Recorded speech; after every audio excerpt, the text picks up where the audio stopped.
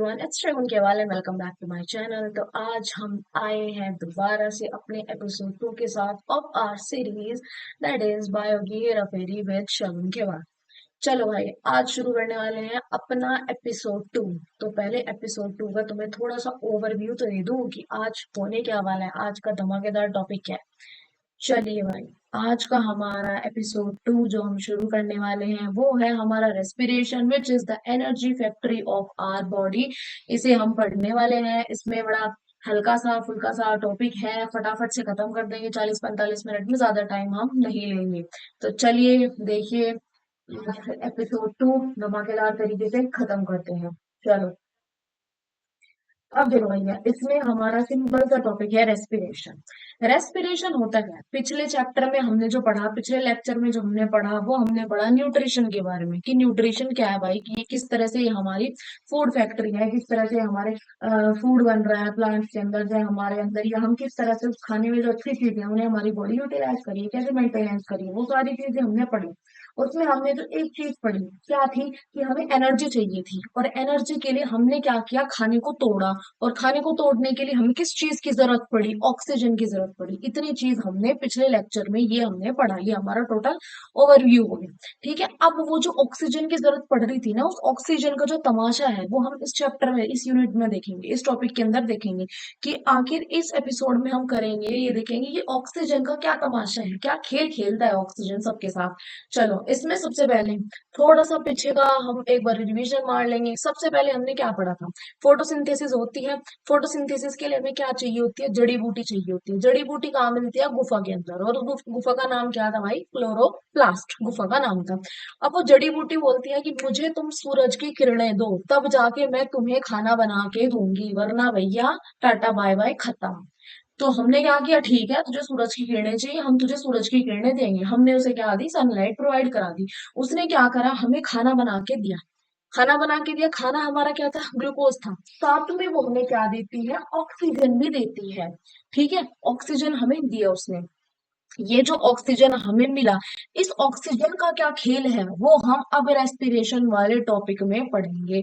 अब ये ऑक्सीजन का इस्तेमाल हम करते हैं, जो ये खाना बना है इस खाने को तोड़ने के लिए। इस खाने को जब हम तोड़ेंगे, तो ये जो हमारा, हम हमें खाने को तोड़ने की जरूरत क्यों क्यों पड़ती है? सबसे पहली बात, खाने को तोड़ने की जरूरत पड़ती है क्योंकि हमें चाहिए भैया एनर्जी। एनर्जी ही तो बॉडी का मेंटेनेंस करेगी, तो हमें चाहिए एनर्जी। उस एनर्जी के लिए हमें इस खाने को तोड़ना पड़ेगा। और उस खाने को तोड़ने के लिए हमें मदद कौन करता है, ऑक्सीजन भैया। ऑक्सीजन भैया हमारे खाने को तोड़ेगा, हमको एनर्जी देगा, और हमारी बॉडी उस एनर्जी से अपनी मरम्मत करती है। इतनी सिंपल सी बात है। फोटोसिंथेसिस हमें क्या करता है, खाना बना के देता है, साथ में ऑक्सीजन भी देता है। हमारी बॉडी उस खाने को तोड़ती है, क्योंकि उस खाने जो है वो कार्बोहाइड्रेट, फैट, प्रोटीन, इन तीन चीजों चीजों से मिलकर वो खाना बना है। हमारी बॉडी बॉडी बोलती है कि भैया मैं इतने बड़ी बड़ी चीजों को नहीं यूज कर पाऊंगी, मेरे बस की नहीं है इन सबको संभालना, थोड़ा छोटा करके दो मुझे। तो हम क्या करते हैं, उस खाने को छोटे छोटे पार्ट्स में तोड़ते हैं, और छोटे छोटे पार्ट्स में तोड़ने में और उसके बाद एनर्जी प्रोड्यूस होती है। उसे तोड़ने के लिए हमें ऑक्सीजन की जरूरत पड़ती है, और यही हमारा रेस्पिरेशन होता है। रेस्पिरेशन अगर अंग्रेजी भाषा में बात करी जाए, रेस्पिरेशन एक ऐसा प्रोसेस है जिसमें हम ऑक्सीजन की मदद से फूड पार्टिकल्स का ब्रेक डाउन करते हैं, ताकि हमें एनर्जी मिल सके। उस एनर्जी का इस्तेमाल हमारी बॉडी करती है अपनी मेंटेनेंस के लिए। साधारण सी बात है, इतनी बात समझ में। ये अभी जो लिखा है इसे छोड़ दो, इतना समझ लो बस कि वो क्या होता है, हमें ऑक्सीजन क्यों चाहिए। अभी हमने इतनी बात समझ ली, ऑक्सीजन हमें इसलिए चाहिए, हमारी बॉडी को ऑक्सीजन चाहिए क्योंकि हमने जो खाना खाना है, हमें उस खाने को तोड़ना है। उस खाने को तोड़ने में ऑक्सीजन मदद करता है, और जैसे ही वो खाना टूट जाता है हमें एनर्जी मिल जाती है। उस एनर्जी का इस्तेमाल हमारी बॉडी अपने मेंटेनेंस के लिए करती है। बस इतनी बात समझ आई, ये सिंपल सी बात है। चलो, अब क्या है, एक छोटा सा टॉपिक है जो एनडीए में इससे बड़े क्वेश्चन पूछे जाते हैं, जो एनडीए एग्जामिनेशन होती है उसमें इससे क्वेश्चन पूछे जाते हैं। एनडीए में जो बायोलॉजी का सेक्शन और जनरल साइंस का सेक्शन आता है, तुम किसी भी एंट्रेंस में बैठोगे जाओगे, बेसिक सी जहाँ साइंस पूछी जाती है, बायो पूछी जाती है, वहां इससे क्वेश्चन आते हैं। ये है हमारा सेलुलर रेस्पिरेशन। अभी हमने जो बड़ा रेस्पिरेशन क्या है, खाने को ऑक्सीजन की मदद से तोड़ना ताकि हमारी बॉडी को एनर्जी मिल सके, उसे हम बोलते हैं रेस्पिरेशन। तो ये सेलुलर रेस्पिरेशन क्या वाला है? चलो पहले शब्द से समझ लो। सेलुलर का मतलब क्या है? सेल के अंदर। और रेस्पिरेशन का मतलब क्या होता है? तोड़ना, ब्रेक डाउन करना। तो सेल के अंदर ब्रेक डाउन हुआ, इसका मतलब क्या है भैया? सेल का चल रहा है डाउनफॉल। सेल का डाउनफॉल हो गया लाडले, समझ आई इतनी बात? तो सेल का डाउनफॉल होने का मतलब क्या है, जरा कोई हमें ये तो समझाओ। इसे समझाने के लिए देखते हैं। हमें इतनी बात पता है कि जो कुछ भी है सेलुलर रेस्पिरेशन का जो भी मतलब है, उसमें दो चीजें तो साफ है कि जो भी चीज हो रही है वो सेल के अंदर होगी। दूसरी चीज, सेल के अंदर कुछ ना कुछ तो टूटेगा। इसी को क्या बोलते हैं? सेलुलर रेस्पिरेशन बोलते हैं। जो हो रहा है सेल के अंदर हो रहा है, और सेल के अंदर ब्रेक डाउन हो रहा है किसी चीज का। ये दो बातें हमें इन दो शब्दों से क्लियर हो गई है। ठीक है। अब इसे थोड़ा अंग्रेजी भाषा में फैला के समझते हैं। सेलुलर रेस्पिरेशन का साधारण सा मतलब है कि सेल के अंदर खाने का टूटना, ताकि हमें एनर्जी मिल सके। ठीक है। सेलुलर, उसी को बोलेंगे हम सेलुलर रेस्पिरेशन, की जो भी हमारा फूड ब्रेक डाउन हो रहा है ऑक्सीजन की मदद से, वो सेल के अंदर हो रहा है, यही होता है सेलुलर रेस्पिरेशन। समझ आए? इसमें जो लिखा है इसे पढ़ लो भैया, कि खाने का ब्रेक डाउन किसकी प्रेजेंस में हो रहा है? ऑक्सीजन की प्रेजेंस में होता है। साफ सी बात है, ये तुम्हें पता है, क्योंकि अगर ऑक्सीजन नहीं होगा तो खाना टूटेगा ही नहीं, उसका ब्रेक डाउन ही नहीं होगा। सिंपल सी बात है। दूसरा क्या है? ब्रेक डाउन होता है लेकिन वो अलग कंडीशन है, उसे हम बाद में पढ़ेंगे। ठीक है। दूसरा क्या है? ये होगा कहाँ सेलुलर रेस्पिरेशन? ये होता है माइटोकॉन्ड्रिया में। अभी सिर्फ इस बात को थोड़ा सा याद रखो। इसे आगे हम अभी जाके कुछ पीपीटी के स्लाइड्स के बाद इसे हम थोड़ा डीप में पढ़ेंगे। अभी इतना याद रखो, सेलुलर रेस्पिरेशन होता क्या है? इसमें हमें क्या चाहिए होता है? ऑक्सीजन चाहिए होता है। और तीसरा पॉइंट, की होता किसके अंदर है, कहाँ, कौन सी ऑर्गेनेली के अंदर होता है? ये माइटोकॉन्ड्रिया के अंदर होता है। माइटोकॉन्ड्रिया को क्या बोलते हैं? पावर हाउस ऑफ सेल, यानी कि हमारा बिजली घर है ये। साफ सीधी बात अगर मैं बताऊं तो तुम्हारी बॉडी का, तुम्हारे सेल का बिजली घर है ये, और कुछ नहीं है माइटोकॉन्ड्रिया। ठीक है। चलो नेक्स्ट टॉपिक पे अगर हम आए, अब थोड़ा सा ये भी इम्पोर्टेंट टॉपिक है एनडीए के पॉइंट ऑफ व्यू से। बोर्ड्स में भी पूछ सकता है, किसी भी जनरल एग्जाम में पूछ सकता है, और एनडीए में पूछ सकता है। सिंपल सी बात।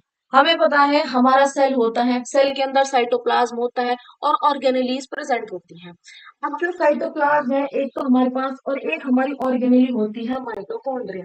इन दोनों के अंदर बड़ा खेल चलता है, बहुत धमाकेदार खेल खेलते हैं ये रेस्पिरेशन कराने में। क्या होता है भैया? हमें पता है ये इक्वेशन हमारी रेस्पिरेशन की इक्वेशन है। क्या ये इक्वेशन तुम्हें देखी देखी लग रही है? देखी देखी लग रही है? अगर मैं इस इक्वेशन को उल्टा कर दूं, यानी कि ये जो हमारा राइट हैंड पे लिखा है उसे लेफ्ट में ले जाऊं, और जो लेफ्ट पे लिखा है उसे राइट में ले जाऊं, तो तुम्हें नहीं लगता है कि ये फोटोसिंथेसिस की इक्वेशन बन जाएगी? बन जाएगी ना? तो फोटोसिंथेसिस और रेस्पिरेशन दोनों उल्टे प्रोसेस होते हैं। फोटोसिंथेसिस में खाना बन रहा है, और रेस्पिरेशन में जो बना हुआ खाना है वो टूट रहा है। समझ रहे हो? फोटोसिंथेसिस में CO2 और पानी का इस्तेमाल हुआ, और सन से एनर्जी आई। उन तीन चीजों ने क्या किया? हमें ग्लूकोज और ऑक्सीजन बना के दे दिया।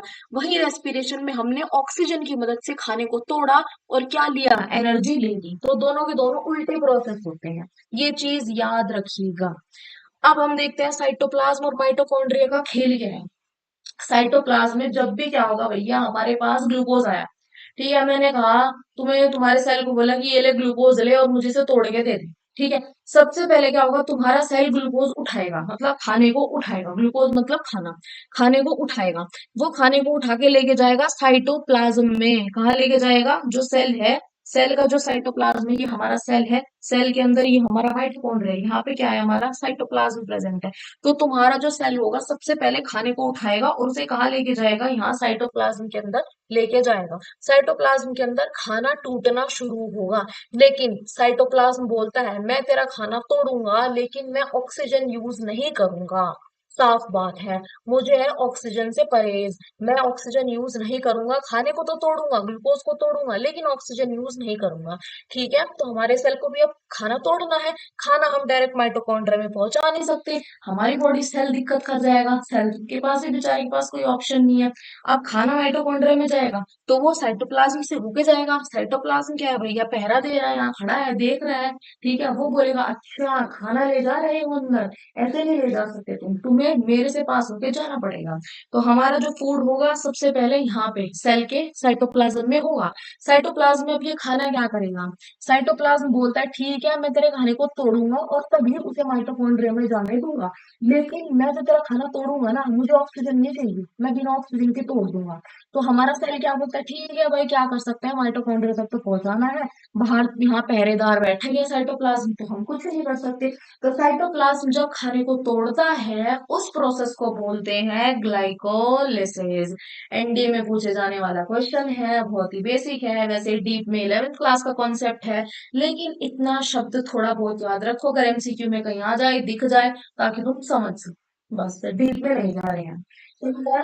तो खाने का जब ब्रेक डाउन होता है सबसे पहले खाना सेल के अंदर जाएगा, सेल के अंदर भी सबसे पहले वो साइटोप्लाज्म में जाता है, क्योंकि हमारा सेल डायरेक्ट उसे माइटोकॉन्ड्रिया में नहीं घुसा सकता, साइटोप्लाज्म पहरेदारी करता रहता है, वहां चक्कर मारता रहेगा, कुछ भी मुझसे पूछे बिना अंदर नहीं जाना चाहिए।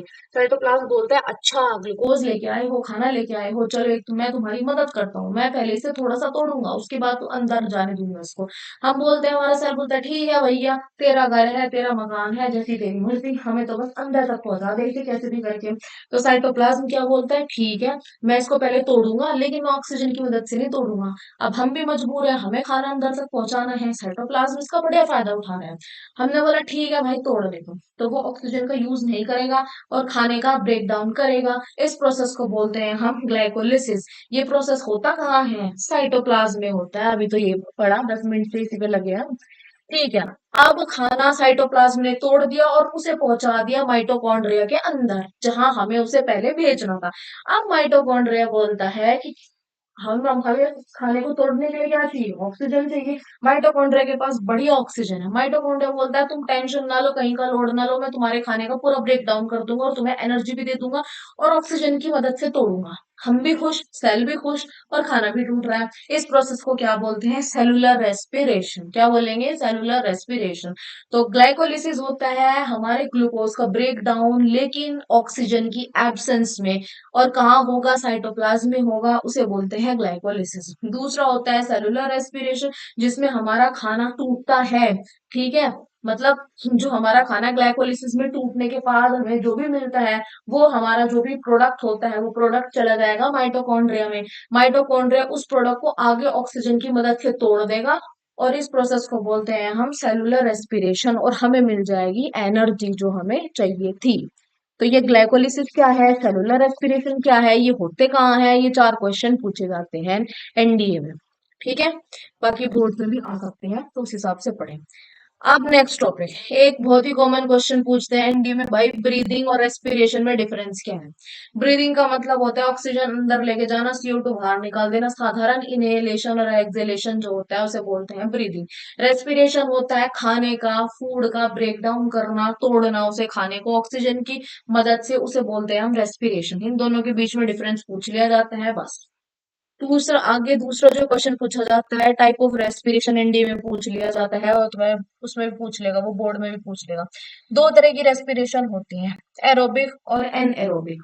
एरोबिक का मतलब होता है जो खाने को तोड़ रहे हैं ऑक्सीजन की मदद से, ग्लूकोज का ब्रेक डाउन हो रहा है ऑक्सीजन की हेल्प से, ऑक्सीजन की प्रेजेंस से, उसे बोलते हैं हम एरोबिक रेस्पिरेशन। इन एनएरोबिक रेस्पिरेशन होता है जब ऑक्सीजन की एब्सेंस में, मतलब कोई ऑक्सीजन नहीं है फिर भी क्या हो रहा है, फूड ब्रेक डाउन हो रहा है, जैसे कि ग्लाइकोलिसिस में हुआ था। ग्लाइकोलिसिस में साइटोप्लाज्म ने क्या बोला, मैं ऑक्सीजन यूज करूंगा ही नहीं, और वो खाने का ब्रेक डाउन कर रहा था, तो वो क्या हुआ, एनएरोबिक रेस्पिरेशन हुआ। और एरोबिक रेस्पिरेशन जहां ऑक्सीजन को यूज किया जा रहा है फूड को ब्रेक डाउन करने में, उसे बोलते हैं एरोबिक रेस्पिरेशन। समझ आया? जैसे सेलुलर रेस्पिरेशन माइटोकॉन्ड्रिया में होता था।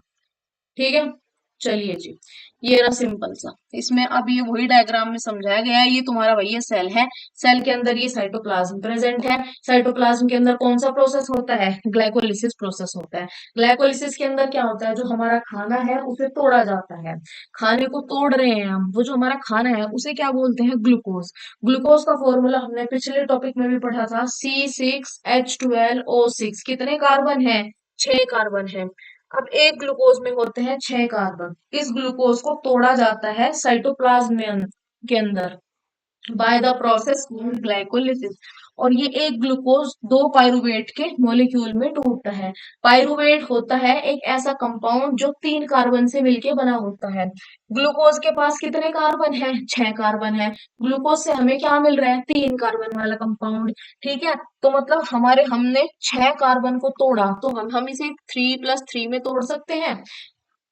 सिंपल सी साधारण सी मैथ है।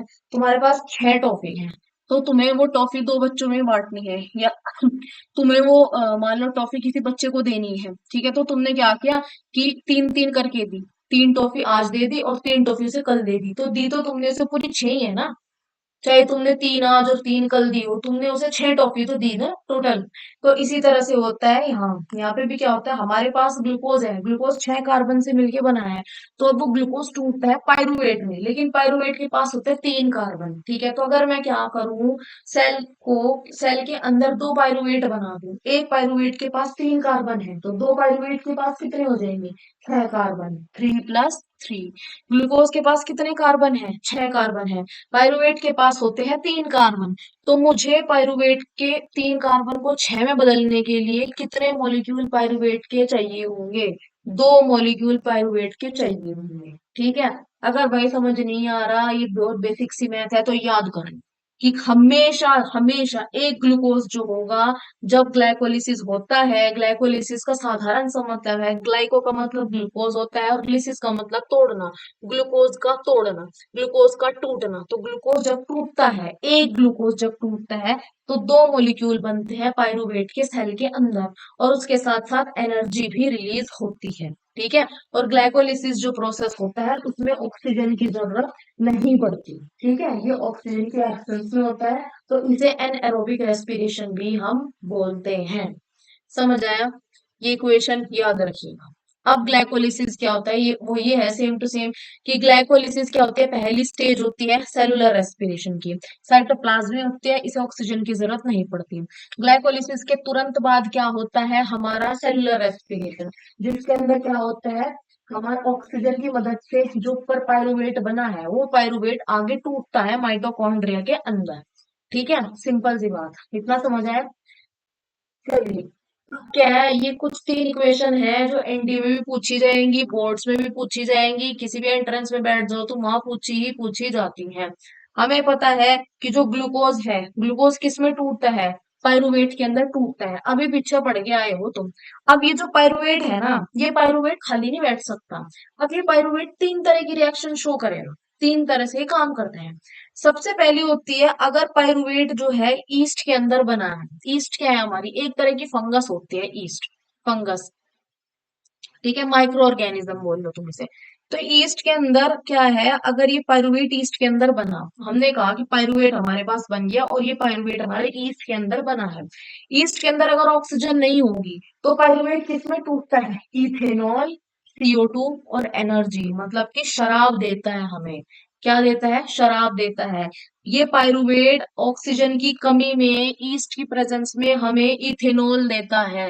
यही पाइरुवेट अगर हमारी मसल्स में, जो ये हमारी मसल्स हैं, इन मसल्स के अंदर ये पाइरुवेट टूटता है, किसकी प्रेजेंस एब्सेंस में, ऑक्सीजन अगर नहीं होगा, तो लैक्टिक एसिड देता है प्लस एनर्जी देता है। और सेम पाइरुवेट अगर ऑक्सीजन प्रेजेंट है, तो माइटोकॉन्ड्रिया के अंदर क्या देता है हमें? CO2, वाटर और एनर्जी देता है। समझ आई? ये तीनों के तीनों रिएक्शन अगर तुम्हें समझ भी नहीं आ रही, तो इनके प्रोडक्ट याद कर लो कि इसके अंदर पाइरुवेट कैसे टूटता है, हमारी मसल्स के अंदर कैसे टूटता है, और माइटोकॉन्ड्रिया के अंदर, हमारे सेल का जो माइटोकॉन्ड्रिया है उसके अंदर पाइरुवेट जब टूटता है तो हमें क्या मिलता है। ये डायरेक्ट क्वेश्चन पूछा जाता है, इस पे तुम्हें डैश बना के दे देगा यहाँ, और भरते रहो। ठीक है, ईस्ट क्या होता है? माइक्रो ऑर्गेनिज्म होता है। पाइरुवेट माइक्रो ऑर्गेनिज्म के अंदर टूटता है, अगर ऑक्सीजन नहीं है तो वो हमें क्या देता है? शराब देगा, CO2 देगा, एनर्जी देगा। ठीक है, मतलब जो शराब बनती है फैक्ट्रीज में, वो इसी प्रोसेस से बनती है। जैसे अंगूर हो गए, अंगूर से बनेगी। अंगूर को पहले सड़ाते हैं, अंगूर जो होता है उसे कन्वर्ट किया जाता है पाइरुवेट के अंदर, क्योंकि अंगूर क्या है? फूड है, ग्लूकोज है, तो उसे कन्वर्ट किया जाता है पाइरुवेट के अंदर। फिर ये जो पाइरुवेट होता है, इस पाइरुवेट को एक बहुत बड़े कंटेनर के अंदर डाल देंगे, बहुत बड़े कंटेनर के अंदर डाल देंगे। इस कंटेनर के अंदर बहुत सारा ईस्ट डाल देंगे, ठीक है, और ढक के रख देंगे। इसके अंदर हवा नहीं जानी चाहिए, इसके अंदर ऑक्सीजन नहीं जानी चाहिए। ढक के रख दो। तो इसके अंदर क्या होगा, फर्मेंटेशन मतलब सड़ना शुरू हो जाएगा, और सड़ने के बाद कुछ दिनों के बाद, जो कि कुछ टाइम होता है वो कुछ दिन कुछ घंटों के बाद, हमें क्या मिल जाती है, शराब मिल जाती है, इथेनॉल मिल जाती है, साथ में CO2 गैस बनती है इसके अंदर, और एनर्जी। इस तरह से इसी प्रोसेस से हमारी क्या बनता है, ईस्ट की प्रेजेंस में शराब बनती है। समझ आया। उसके बाद क्या है हमारा, मसल्स। मसल्स की अगर मैं तुम्हें बात बताऊं, जैसे तुमने मान लो आज भाई जोश आ गया बड़ा ही खतरनाक, भाई हमें तो एक्सरसाइज करनी है, हमें तो भाई अब आज ही बिल्कुल फिट हो जाएंगे। तुमने क्या किया, पहला दिन था, वैसे तो सुस्त पड़े सोए रहते हो, लेकिन सोचो चलो भाई खतरनाक आज तो वर्कआउट वर्कआउट क्या बोल रही मैं, एक मिनट, वो सॉरी, वर्कआउट करेंगे खतरनाक आज तो। चल दिए भाई, उठा के शूज वूज पहन के, ठीक है, 2-3 किलोमीटर 4 किलोमीटर दौड़ के आए तुम, क्या होगा पैरों में, क्रैम्प्स पड़ जाएंगे, दर्द होगा। ठीक है, क्यों हुआ, क्योंकि तुम्हारी बॉडी के तुम्हारी मसल्स के अंदर जितनी भी ऑक्सीजन थी, वो सारी की सारी ऑक्सीजन तुम्हारी मसल ने इस्तेमाल कर दी तुम्हें एनर्जी देने में। अब तुम बोलोगे कैसे कर दी, पहुंच जाओ शुरू में पहले टॉपिक पे, रेस्पिरेशन पढ़ा था। रेस्पिरेशन का मतलब क्या होता है, एक ऐसा प्रोसेस जिसमें ग्लूकोज को या खाने को तोड़ा जाता है ताकि तुम्हें एनर्जी मिल जाए, ठीक है, और तुम्हारी बॉडी काम कर सके। इसी के लिए तो इसी यही हमारा रेस्पिरेशन प्रोसेस था। तो जब तुम भाई एक्सरसाइज करने निकले, तुमने आज 3-4 किलोमीटर रनिंग करी, तो उस रनिंग के लिए एनर्जी भी तो चाहिए होगी। अब तुम दौड़े जा रहे हो, दौड़े जा रहे हो भाई, लगे पड़े हो, तो तुम्हारी बॉडी को अब ये लगेगा, अरे भाई एकदम से क्या हो गया, अभी तक तो मैं पड़ी सोई रहती थी इस टाइम तक, आज मेरे अंदर ऐसा क्या हो गया, इस इंसान के अंदर कौन सी आत्मा घुस गई। वो तो यही सोचेगी ना। तो वो क्या करेगी अब, वो क्या करेगी भाई, तुम्हारी मसल्स में जितना भी फैट वैट स्टोर होगा, जितना भी ग्लूकोज स्टोर होगा, उस सबको तोड़ना शुरू कर देगी ऑक्सीजन की मदद से। अब ऑक्सीजन की मदद से जब वो टूटना शुरू होगा, ताकि तुम्हें एनर्जी मिल सके, तो तुम्हारी जितने भी मसल्स में ऑक्सीजन था, वो सारे का सारा तुम्हें एनर्जी देने में ही यूज होता चला जाएगा। तो सारा ऑक्सीजन खत्म, मसल्स के अंदर का ऑक्सीजन खत्म। और जब मसल्स के अंदर का ऑक्सीजन खत्म हो जाएगा, तो पाइरुवेट किस में बदल जाएगा, लैक्टिक एसिड में बदल जाएगा। इसीलिए मसल्स के अंदर जब ऑक्सीजन नहीं होती, तो पाइरुवेट से हमें लैक्टिक एसिड मिलता है। समझ आई। ये क्वेश्चन पूछा जाता है एनडीए के अंदर, मसल्स के अंदर क्या होता है इसमें, कि लैक्टिक एसिड या ऑक्सीजन की एब्सेंस में क्या होता है, नीचे क्वेश्चन है। तो या लैक्टिक एसिड के इकट्ठा होने से क्या होता है भैया, मसल क्रैम्प्स होते हैं, मसल फटीग होते हैं, थकावट हो जाती है मसल्स के अंदर, ये अकड़न हो जाती है पैरों के अंदर, हाथों में एकदम से। और इसे ठीक होने में 3 से 4 दिन लगते हैं, क्योंकि बॉडी के अंदर मसल्स के अंदर ऑक्सीजन खत्म हो गई, ये ऑक्सीजन की बहुत ज्यादा कमी हो गई, क्योंकि सारी ऑक्सीजन तुम्हें एनर्जी देने में, उस खाने को तोड़ने में इस्तेमाल होने में लग गई, जितने भी मसल्स के अंदर ऑक्सीजन थी। तो ऑक्सीजन की हो गई कमी, और ऑक्सीजन की कमी होने की वजह से लैक्टिक एसिड बनना शुरू हुआ, और इसी लैक्टिक एसिड की वजह से जो मसल्स होते हैं, उनके अंदर क्रैम्प्स पड़ते हैं, उनके अंदर क्रैम्प्स पड़ते हैं। इसलिए गर्म पानी से सिकाई करने के लिए बोलते हैं, ताकि वो जो क्रैम्प्स है थोड़ा ठीक हो, लैक्टिक एसिड जो हो निकलना शुरू हो। ठीक है, इसीलिए बोला जाता है वो। तो तीसरा सिंपल रेस्पिरेशन का प्रोसेस होता है कि माइटोकॉन्ड्रिया के अंदर ऑक्सीजन था, उस ऑक्सीजन ने स्पाइरुवेट को तोड़ दिया, और इससे हमें ये तीनों चीजें मिल गई। मतलब कि यहाँ पे बात हो रही है सेलुलर रेस्पिरेशन की, तीसरे स्टेप में। तो ये तीनों पॉइंट याद रखना। पहला पॉइंट ईस्ट, जहाँ पे ईस्ट ऑक्सीजन नहीं है, ये शराब बनाने में इस्तेमाल हो रहा है। दूसरा, बड़ा जोश आया, 4 किलोमीटर रेस मारूंगी आज मैं, ये कर दूंगी वो कर दूंगी, इस सब के चक्कर में क्या हुआ, सारी ऑक्सीजन यूटिलाइज होगी, मसल्स में जितनी भी बेचारी ऑक्सीजन थी सब खत्म तुम्हें एनर्जी देने में। क्या बन गया, लैक्टिक एसिड बन गया, और लैक्टिक एसिड इकट्ठा हो गया, इकट्ठा होने की वजह से क्या हुई, थकावट होने लगी, क्रैम्प्स पड़ने लगे, दर्द होने लग गया मसल्स में। तीसरा क्या है, रेस्पिरेशन का प्रोसेस, पायरुवेट बना, और पायरुवेट से CO2 वाटर और एनर्जी बनी, ये हमारा हो गया सेलुलर रेस्पिरेशन। ये पायरुवेट कहाँ से आता है, ये पायरुवेट बनता है हमारा ग्लूकोज के टूटने से, और इस प्रोसेस को बोलते हैं हम ग्लाइकोलिसिस। और पायरुवेट से जब ये बना हमारा, इसे बोलते हैं हम सेलुलर रेस्पिरेशन। ये दो इक्वेशन याद कर लो, वरना बाद में मुझे मत बोलना कि नहीं बताया। चलिए, कोई भी पेपर हो, आएंगी आएंगी। फिर ये रहा लैक्टिक एसिड के इकट्ठा होने से क्या होती है, मसल क्रैम्प होती है या मसल फटीग होते हैं, थकावट हो जाती है मसल से। ठीक, सिंपल सी बात। एक है एटीपी। एटीपी का बड़ा छोटा सा कंसेप्ट है, बस समझ लो, बेसिक सा है वो।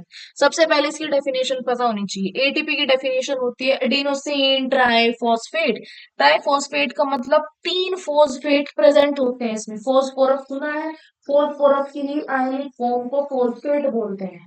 आयन का मतलब क्या होता है, कोई भी चीज जिसपे पॉजिटिव या नेगेटिव चार्ज आ जाता है।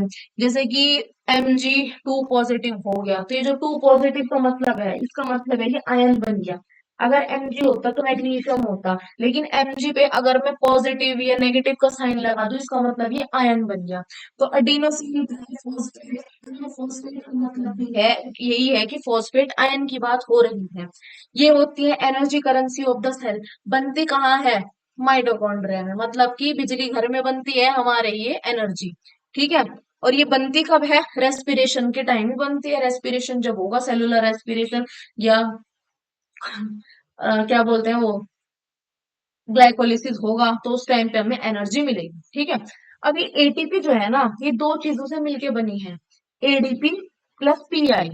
एडीपी की फुल फॉर्म होती है एडिनोसिन डाइफॉस्फेट। इसका मतलब इस एडीपी के अंदर कितने फॉस्फेट हैं, दो फॉस्फेट आयंस प्रेजेंट हैं। हमें बनाना है इसे एटीपी में। एटीपी क्या होता है, ट्राइफॉस्फेट, मतलब कि तीन फॉस्फेट होने चाहिए। तो हम क्या करेंगे, इस एडीपी को एक फॉस्फेट दे देंगे। एडीपी में पहले से ही दो फॉस्फेट प्रेजेंट थे, एक हमने इसे बेचारे को बाहर से दान कर दिया, तो इसके पास अब कितने हो गए, दो पहले थे एक अब दिया, कितने हो गए, तीन फॉस्फेट हो गए। और जैसे इसके पास तीन फॉस्फेट हुए, तो ये किसमें बदल गया, एटीपी में बदल गया। सिंपल, ऐसे बनती है एटीपी। अब क्या होता है, दो तरह की रिएक्शन होती है। बेसिक रिएक्शन ये तुमने केमिस्ट्री में भी पढ़ी होगी। Endothermic reaction, exothermic reaction. Endothermic reaction वो रिएक्शन होगी जिसमें एनर्जी का इस्तेमाल किया जाता है। कोई भी चीज बनाने के लिए एनर्जी का इस्तेमाल होता है। जैसे कि हमने क्या किया था, CO2 और वाटर और सनलाइट का इस्तेमाल करके ग्लूकोज बनाया था फोटोसिंथेसिस में। तो वो कौन सी रिएक्शन थी हमारी, वो एंडोथर्मिक थी, क्योंकि वहां हमने सन से एनर्जी ली और सन से लाइट ली और उसका इस्तेमाल किया। दूसरी होती है एक्सोथर्मिक रिएक्शन, जिसमें एनर्जी रिलीज करी जाती है, निकाली जाती है। जैसे कि वो हमारा रेस्पिरेशन, जिसमें हमने क्या किया, ऑक्सीजन की मदद से खाने को तोड़ा और एनर्जी रिलीज की। तो वो क्या होता है, हमारा एक्सोथर्मिक रिएक्शन। अब एक एटीपी के अंदर 30.5 किलो जूल पर मोल एनर्जी होती है। याद रखना, एनसीईआरटी में साफ साफ लिखा है, तो भाई क्वेश्चन पूछेगा ही पूछेगा वो। एक एटीपी के अंदर इतनी एनर्जी होती है, किलो जूल पर मोल होती है, यूनिट। ये यूनिट है, यूनिट याद रखना। उसने अगर एमसीक्यू पूछ लिया, यूनिट उल्टी सीधी लिख दी, हर में हर एक ऑप्शन में 30.5 वैल्यू है, बट सब में यूनिट अलग दे दी, ऐसा क्वेश्चन भी आ सकता है। तो यूनिट भी याद रखना। और एक एडीपी के अंदर कितनी एनर्जी होती है, ये एनसीईआरटी में नहीं है, लेकिन याद कर लो। इसके अंदर करीबन 31 किलो जूल पर मोल एनर्जी होती है एडीपी के अंदर। तो देख रहे हो, एडीपी में एनर्जी ज्यादा होती है, एटीपी में एनर्जी कम होती है। ठीक है, अब अगर हमें क्या है, हमेशा जब भी किसी चीज का ब्रेक डाउन हो रहा होगा ना, कहीं पे भी कोई चीज टूट रही होगी, तो पानी का इस्तेमाल होता ही होता है ज्यादातर। ऑलमोस्ट सभी केसेस में जब भी कोई चीज ब्रेक डाउन, कोई प्रोडक्ट टूट रहा होगा, कुछ भी टूट रहा होगा, तो वाटर का यूज होता ही होता है ऑलमोस्ट हर एक केस में। ठीक है, तो जब यहाँ पे एटीपी का जब हम तोड़ते हैं ना, तब भी हम वाटर का इस्तेमाल करते हैं। कैसे टूटेगी एटीपी, ये हमारी एटीपी है, एटीपी में हमने वाटर ऐड किया, तो इसे हमें क्या मिल जाएगा, एडीपी मिल जाएगा, प्लस इनऑर्गेनिक फॉस्फेट पीआई मिल जाएगा। ठीक है, इन दोनों से ही मिलके ये बनी थी, और जब एटीपी को तोड़ेंगे तब वापस से हमें ये दोनों मिल जाए। इतनी बात याद रखिएगा। ठीक, अब क्या है, हमारा एटीपी का इस्तेमाल क्या होता है सेल के अंदर। एटीपी क्या है, एनर्जी। एनर्जी किस चीज में चाहिए होती है, तुम्हें एनर्जी किस चीज में चाहिए होगी, तुम्हारी बॉडी के अंदर जो भी रिएक्शन है उस चीज में, चलने के लिए, भागने के लिए, घूमने के लिए, खाना खाने के लिए, और जो भी फिजिकल काम होगा उसके लिए, पढ़ने के लिए, तुम्हारा दिमाग काम करेगा, जहाँ पे भी तुम थोड़ा इस पे लोड डाल दोगे, उस चीज में भी एनर्जी की जरूरत होती है। बोलने के लिए, हर चीज में तुम्हें एनर्जी की जरूरत होती है। इसी तरह तुम्हारे सेल के उसको भी एनर्जी की जरूरत होती है। कैसे, किस किस चीज में, मसल कॉन्ट्रेक्शन में। मसल कॉन्ट्रेक्शन का मतलब ऐसे हाथ पैर का हिलाना, चलना, दौड़ना, कूदना, भागना, ये सब मसल कॉन्ट्रेक्शन है। ठीक है, ऐसे जो तुम्हारी आंखें ब्लिंक कर रही हैं, उसमें भी एनर्जी चाहिए होती है, क्योंकि ये भी तो सब मसल्स की मदद से ही हो रहा है, बोल रहे हो, उसमें भी एनर्जी चाहिए। दूसरा क्या है, प्रोटीन सिंथेसिस, बॉडी के अंदर प्रोटीन बनते हैं, बनना, प्रोटीन का बनना, उसमें क्या एनर्जी चाहिए होती है, लेकिन जब प्रोटीन टूटेगा तो एनर्जी क्या होगी, रिलीज होती है। जब भी कोई चीज बनती है एनर्जी चाहिए होती है, और जब भी कोई चीज टूटती है तो एनर्जी रिलीज होती है। अभी पीछे पड़ा है। तीसरा, conduction of nerve impulse, nerve impulse मतलब सिग्नल भेजना, ब्रेन से बॉडी के किसी भी पार्ट तक सिग्नल आना, उस चीज में एनर्जी चाहिए होती है। ठीक है, तो यहाँ यहाँ एटीपी की जरूरत पड़ती है। अब अगर मैं हम बात करें पेड़ पौधों की, तो पेड़ पौधों में क्या होता है, CO2 ऑक्सीजन का जो हेर फेर होता है, वो कैसे होता है, डिफ्यूजन की मदद से होता है। प्लांट के अंदर होते हैं वो स्टोमेटा प्रेजेंट होते हैं, प्लांट की पेड़ की पत्ती में, हमने कल भी पढ़ा था परसों, पेड़ की जो पत्ती है उसमें क्या प्रेजेंट होते हैं, स्टोमेटा प्रेजेंट होते हैं। ये स्टोमेटा के मदद से ही CO2 क्या होती है, अंदर प्लांट के अंदर आती है, और ऑक्सीजन जो है बाहर एटमॉस्फेयर में जाती है। ये किस प्रोसेस की मदद से होता है, ये होता है डिफ्यूजन की मदद से। हमने पहले भी पढ़ा था, हमने कल भी पढ़ा था कि जो प्लांट्स हो गए और बाकी जो छोटे मोटे ऑर्गेनिज्म हो गए, उनकी जो सरफेस होती है वो एयर के कांटेक्ट में होती है डायरेक्ट, क्योंकि उनकी छोटा बॉडी साइज होता है, उनकी सरफेस छोटी होती है, तो बाहर एयर के कांटेक्ट में है। तो एयर के कांटेक्ट में होने की वजह से बहुत आसानी से ऑक्सीजन और CO2 का लेन देन हो सकता है। लेकिन ह्यूमंस के अंदर, जिसकी बॉडी इतनी कॉम्प्लेक्स है, इतनी बड़ी बॉडी होती है, दुनिया भर के सेल भरे पड़े हैं, उनकी बॉडी में अगर डिफ्यूजन होने लगे ना, तो भैया डिफ्यूजन होने में, अगर तुम बोलो ना कि नहीं हम तो डिफ्यूजन की मदद से ही ऑक्सीजन लेंगे और CO2 को बाहर छोड़ेंगे, तो 3 साल लग जाएंगे, करीबन 3 साल में तुम्हारा एक बार ऑक्सीजन अंदर जाएगा और CO2 बाहर निकलेगा, करीबन 3 साल। अगर तुम डिफ्यूजन के भरोसे बैठ गए, 3 साल तो छोड़ो भैया, 3 मिनट भी अगर लेट हो ना, सारे सेल्स टैप हो जाएंगे तुम्हारे। समझ रहे हो। फिर प्लांट्स के अंदर क्या होता है, रात के टाइम पे क्या है, कोई सनलाइट प्रेजेंट नहीं होती, तो कोई फोटोसिंथेसिस नहीं होती, और जब कोई फोटोसिंथेसिस होती ही नहीं है, तो सारी की तो कोई CO2 इस्तेमाल नहीं हो रही, CO2 इस्तेमाल नहीं हो रही, तो प्लांट क्या करता है, सारी CO2 एटमॉस्फेयर में छोड़ देगा। इसीलिए बोलते हैं रात को पेड़ के नीचे नहीं सोना चाहिए, क्योंकि रात को पेड़ CO2 रिलीज करता है, क्योंकि उसे CO2 की जरूरत ही नहीं है। जब उसे जरूरत नहीं, फालतू में वो कूड़ा करकट क्यों रखेगा अपने अंदर, तो वो CO2 छोड़ता है रात में। फिर क्या होता है, अब हमने पढ़ा एरोबिक रेस्पिरेशन, जिसमें हमें क्या चाहिए होती है, ऑक्सीजन की जरूरत पड़ती है। ये कुछ बेसिक स्टेप्स हैं, ये कॉन्सेप्ट क्लास 10th में बेसिक बेसिक है, लेकिन 11th में बहुत ही डीप में जाता है, पूरा डेप्थ जिसे बोलते हैं उसमें पढ़ते हैं। लेकिन बेसिक बेसिक एक बार याद रख ले, कि कहीं अगर MCQ फंसता है तो तुम उसमें अटको ना कहीं से थोड़ा शब्द देख के, वर्ड्स देख के तुम पहचान लो। सबसे पहले क्या है, एरोबिक रेस्पिरेशन कराने में 4 स्टेप लगते हैं। पहला स्टेप होता है ग्लाइकोलिसिस, ये पढ़ाया है, इसकी रिएक्शन भी पढ़ाई है, होता का ये भी पढ़ाई है। अगर ये क्वेश्चन कहीं फंसा, या तुम क्वेश्चन आया और तुमने गलत किया, भैया एक एक की हड्डी टूटेगी, याद रखो। ग्लाइकोलिसिस पढ़ा हमने, इसकी रिएक्शन क्या होती है, ग्लूकोज का 2 पाइरुवेट में टूटना, एक ग्लूकोज का 2 पाइरुवेट में टूटना, लेकिन ऑक्सीजन की एब्सेंस में टूटना। ये होती कहाँ है, साइटोप्लाज्म में होती है, सिर्फ इतना याद रखना है। ठीक है, स्टेप्स, ये चारों स्टेप बाय स्टेप, एक के बाद एक याद होने चाहिए, ये नहीं उल्टा सीधा नहीं कर सकते तुम। ठीक है, उल्टा सीधा करोगे तो गड़बड़ हो जाएगी भैया। तो ये हो गया पहला, ग्लाइकोलिसिस, बड़े अच्छे ध्यान से पढ़ाया है, याद रखो। एक दूसरी होती है हमारी लिंक रिएक्शन, लिंक रिएक्शन नहीं पढ़ी है हमने, मुझे पता है, तो बस नाम याद रखो कि लिंक रिएक्शन है और हो कहाँ रही है और इसके अंदर होता क्या है, बस इतना याद रखो। ठीक है, कहीं भी फंसता है ये क्वेश्चन, तुम MCQ है कैसे भी फंसेगा, कर लोगे। लिंक रिएक्शन होती है माइटोकॉन्ड्रिया के अंदर।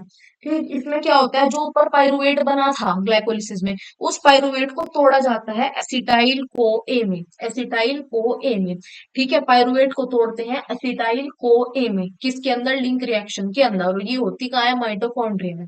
तीसरी होती है क्रैब साइकिल, क्रैब क्रैब भाई कीड़े वाला क्रैब नहीं है वो, क्रैब साइकिल। इसके अंदर क्या है, जो ऊपर एसिटाइल कोए बना है उससे मिलती है एनर्जी, उससे क्या बनती है, ATP बनती है। बस इतना याद रखना है। ये भी कहाँ होता है, माइटोकॉन्ड्रिया में होता है। फोर्थ और लास्ट स्टेप होता है हमारा इलेक्ट्रॉन ट्रांसपोर्ट चेन, जिसके अंदर क्या होगा, एटीपी बनती है और पानी के मॉलिक्यूल्स बनते हैं। एटीपी बनेगी, पानी के मॉलिक्यूल्स बनेंगे, और ये कहाँ होती है? ये भी माइटोकॉन्ड्रिया में होती है। सबसे पहला स्टेप है ग्लाइकोलिसिस, जिसके अंदर हमें क्या मिल रहा है? ग्लूकोज से पायरुवेट मिल रहा है। दूसरा स्टेप होता है लिंक रिएक्शन, जिसके अंदर पायरुवेट से एसिटाइल को ए मिल रहा है। तीसरा स्टेप होता है हमारा क्रेब्स साइकिल, जिसमें एसिटाइल को ए से एटीपी मिल रही है। और चौथा स्टेप है इलेक्ट्रॉन ट्रांसपोर्ट चेन, जिसके अंदर हमें दोबारा से एटीपी ही मिल रही है। ग्लाइकोलिसिस होता है साइटोप्लाज्म में। बाकी की जो तीनों स्टेप्स हैं, तीनों रिएक्शन है, सेकंड, थर्ड और फोर्थ, वो होती है माइटोकॉन्ड्रिया में। समझ आई? बस इतना बेसिक याद रखना और नहीं पढ़ना है इसमें। ठीक है, यहां से फंसेगा क्वेश्चन, तुम बहुत आराम से कर दो, बस इतना पता होना चाहिए। फिर है हमारा रेस्पिरेशन इन डिफरेंट ऑर्गेनिज्म। हर प्राणी अलग अलग तरीके से रेस्पिरेशन करता है। Rate of respiration, rate of respiration का मतलब होता है स्पीड, किस रफ्तार से रेस्पिरेशन हो रहा है, किस रफ्तार से ब्रीदिंग हो रही है। ब्रीदिंग और रेस्पिरेशन में डिफरेंस पता होना चाहिए, एनडीए में क्वेश्चन पूछता है वो। बोर्ड्स में भी क्वेश्चन पूछेगा, कहीं भी क्वेश्चन जनरल साइंस एग्जाम में फंसता है तो पूछेगा वो। अब देखो, सिंपल सी बात है, हमें पता है ब्रीदिंग रेट सबका अलग अलग होता है। तुम यहाँ प्लेन में चल रहे हो, तुम्हारा ब्रीदिंग रेट अलग होगा। मैं पहाड़ों पे रह रही हूँ, मान लो, तो मैं क्या कर रही हूँ, वहां खड़ी चढ़ाई है, इस तरह से होता है, स्लैंट है बिल्कुल, तो मैं उस पर चलूंगी, मेरा ब्रीदिंग रेट तुम्हारा ब्रीदिंग रेट अलग होगा, मेरा ब्रीदिंग रेट होगा ज्यादा है। मतलब कि मुझे वही अगर मैं बोलूँ 100 मीटर कवर करना है, तुम भी 100 मीटर चल गए प्लेन में, मैं 100 मीटर चढ़ रही हूँ, ठीक है, तो मुझे 100 मीटर चढ़ने में मेरी जो होगी ना ब्रीदिंग रेट, मतलब कि सांस लेने का जो सांस जो होगी, वो क्या बोलते हैं भाई उसे, जो रफ्तार होगी वो ज्यादा होगी। मतलब कि अगर तुम 1 मिनट में 40 बार इनहेल एक्सहेल कर रहे हो, तो मैं उसी 1 मिनट में ये मान लो 80 बार या 70 बार इनहेल एक्सहेलेशन करूंगी। तो इसे बोलते हैं ब्रीदिंग रेट, कि तुम 1 मिनट में या 1 सेकंड के अंदर कितनी बार सांस ले सकते हो। ठीक है, लेना छोड़ना ये सब प्रोसेस कर सकते हो, वही तुम्हारा ब्रीदिंग रेट होता है। तो अब कुछ ऑर्गेनिज्म है भैया, कुछ प्राणी हैं जो पानी के अंदर रह रहे हैं, कुछ प्राणी हैं जो जमीन में रह रहे हैं। दोनों का जो ब्रीदिंग रेट होता है वो अलग अलग होता है। पानी में रहने वाले को जो है ना सांस लेने में दम ज्यादा लगाना पड़ेगा, तो उसका ब्रीदिंग रेट क्या होगा? ज्यादा होगा। और जो क्या है, ठीक है, जमीन में रह रहा है, जमीन में रहने वाले को, जो जमीन पे रह रहा है, चाहे जो भी ऑर्गेनिज्म है वो, चाहे हम हो, हमें क्या होगा? सांस लेने में ज्यादा दम नहीं लगाना पड़ेगा, हम आराम से सांस ले सकते हैं। लेकिन पानी में रहने वाले को सांस लेने में ज्यादा दम लगाना पड़ेगा, ज्यादा उसे एनर्जी लगानी पड़ेगी ब्रीदिंग के लिए। ठीक है, तो उसका जो ब्रीदिंग रेट होगा वो क्या होगा? ज्यादा होगा एज कंपेयर टू जो ऑर्गेनिज्म कहाँ रह रहा है? जमीन पे रह रहा है। ठीक है, अब एक्वेटिक ऑर्गेनिज्म जो होते हैं, जैसे कि मछलियां हो गई, और भी जो अलग अलग तरह के माइक्रो ऑर्गेनिजम्स होते हैं, माइक्रोब्स, सॉरी माइक्रो ऑर्गेनिज्म ही, बाकी जो ऑर्गेनिजम्स होते हैं पानी में रहने वाले, वो क्या करते हैं? अपने माउथ से, मछली क्या है, अपने मुंह से पानी को लेगी, उस पानी को उसके पास गिल्स होते हैं, उन गिल्स तक पहुंचाती है। गिल्स में क्या होगा? जो ब्लड है वो क्या करेगा? उस पानी के अंदर से जितनी भी ऑक्सीजन होगी उसको खींच लेगा सारी को, उस ऑक्सीजन को बॉडी में फैला देगा। इस तरह से जो फिशेज होती हैं वो रेस्पिरेशन करती हैं, इस तरह वो ऑक्सीजन लेती हैं और फिर उस ऑक्सीजन की मदद से वो खाने को तोड़ती हैं। हर ऑर्गेनिज्म ऑक्सीजन अलग अलग तरीके से ले रहा है, लेकिन सबका मकसद एक ही है कि उसे क्या करना है? उस खाने को, उसके अंदर जो फूड है, ग्लूकोज है, उसे तोड़ना है। लेने का तरीका अलग है, रास्ता अलग है ऑक्सीजन लेने का सबका, लेकिन अंतिम लास्ट में जो उसे करना है, लास्ट में लक्ष्य जो है वो सबका सेम है।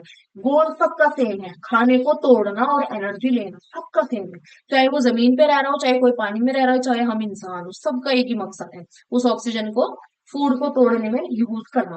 तो एक्वेटिक ऑर्गेनिज्म में मछली क्या करती है? अपने मुंह के जरिए पहले तो पानी को लेगी, उस पानी के अंदर क्या है? ऑक्सीजन घुला हुआ है, डिजोल्व ऑक्सीजन, फिर वो उस पानी को अपने गिल्स तक पहुंचाती है।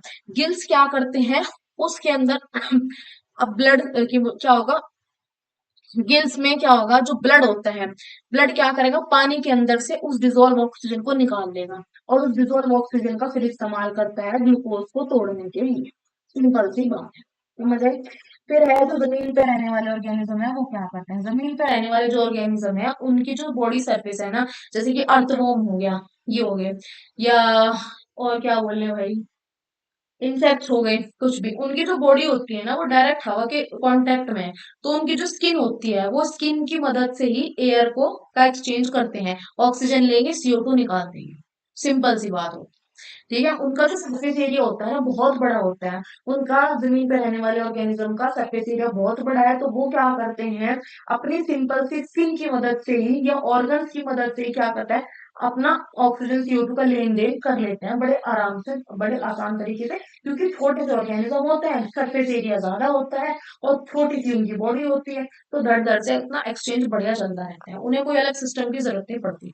कुछ कुछ होते हैं जिन्हें अलग सिस्टम की जरूरत पड़ती है, जैसे कि हम प्राणी। ठीक है, for the exchange of CO2 and oxygen across the surface is very fine, delicate, ताकि उस सरफेस को प्रोटेक्ट कर सके and it is placed inside the body. Simple सी बात है, जितना बताया उतना ध्यान रखो कि सब हर ऑर्गेनिज्म का जो मेन एम है आखिरी में वो अलग, वो सेम है। ऑक्सीजन लेने का तरीका अलग है, लेकिन उस ऑक्सीजन को इस्तेमाल एक चीज के लिए ही किया जा रहा है। और जो छोटे ऑर्गेनिज्म होते हैं वो डायरेक्ट अपनी सरफेस से ऑक्सीजन लेते हैं, CO2 को बाहर छोड़ते हैं, उन्हें किसी अलग से रेस्पिरेटरी सिस्टम की या किसी झंझट की जरूरत नहीं होती। सिंपल। अब आते हैं हम खुद के बारे में पढ़ते हैं, चलो।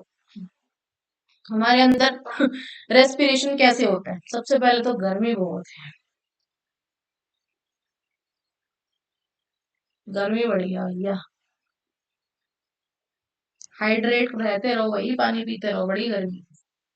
चलो, क्या है रेस्पिरेशन इन ह्यूमन बींग्स? हमारे अंदर रेस्पिरेशन कैसे होता है? चलिए, सबसे पहले भगवान ने तुम्हें नाक दी है, सबको दी है, ठीक है, तुम्हारे पास भी है, शाबाश, बस ये तो चाहिए, और क्या चाहिए। चलो, अब इसी नाक का इस्तेमाल करो सांस लेने में। बड़ा शांत दिया, कपाल भारती अनुलोम विलोम नहीं करना है, सुनिए, चलिए देखिए होता क्या है। रेस्पिरेशन का मतलब पता है? पता है। ह्यूमन बींग्स का मतलब पता है? पता है, इंसान होते हैं, हम होते हैं, जैसे हम। चलो, सबसे पहले जो भगवान ने तुम्हें नाक दी है उसमें क्या है? दो छेद, शाबाश, उन्हें क्या बोलते हैं? नॉस्ट्रिल्स बोलते हैं, शाबाश। सबसे पहले हवा क्या होगी? तुम्हारे इन दो छेदों से अंदर जाती है। तुम्हारे इन छेद के अंदर क्या प्रेजेंट है? बाल प्रेजेंट होते हैं, छोटे छोटे हेयर्स होते हैं और म्यूकस की लेयर होती है। म्यूकस कहाँ पड़ा था? थोड़ा दिमाग लगाओ, कहाँ पड़ा है म्यूकस? लास्ट लेक्चर में पढ़ा था, स्टमक की लेयर, स्टमक में होती है एक परत, वो म्यूकस की लेयर होती है। उस म्यूकस का क्या काम होता है? तुम्हारे पेट को खतरनाक HCl जो पेट में प्रेजेंट है ना, उस HCl से तुम्हारे पेट की लेयर को बचाना, वो उस म्यूकस का काम होता है। इसी तरह की एक म्यूकस कहाँ पे प्रेजेंट है? तुम्हारे ये जो दो छेद भगवान ने दिए हैं इनके अंदर प्रेजेंट है। अगर छेद है, इनके अंदर हेयर्स होते हैं, म्यूकस होते हैं। इनका काम क्या होता है? जब भी तुम एयर को ले रहे हो, एयर के अंदर कुछ ना कुछ डर्ट पार्टिकल प्रेजेंट होते हैं, वो इतने छोटे होते हैं कि भैया हमको हमारे जो आंख दी है ना भगवान ने, इनसे भी नहीं दिख पाते हैं, इतने छोटे होते हैं। तो उन क्या होता है, उन एयर पार्टिकल्स या जो भी गंदगी हवा के अंदर है उसे क्या करते हैं, हमारे जो हेयर्स प्रेजेंट है और म्यूकस प्रेजेंट है नॉस्ट्रिल्स के अंदर, वो उन्हें पकड़ लेते हैं।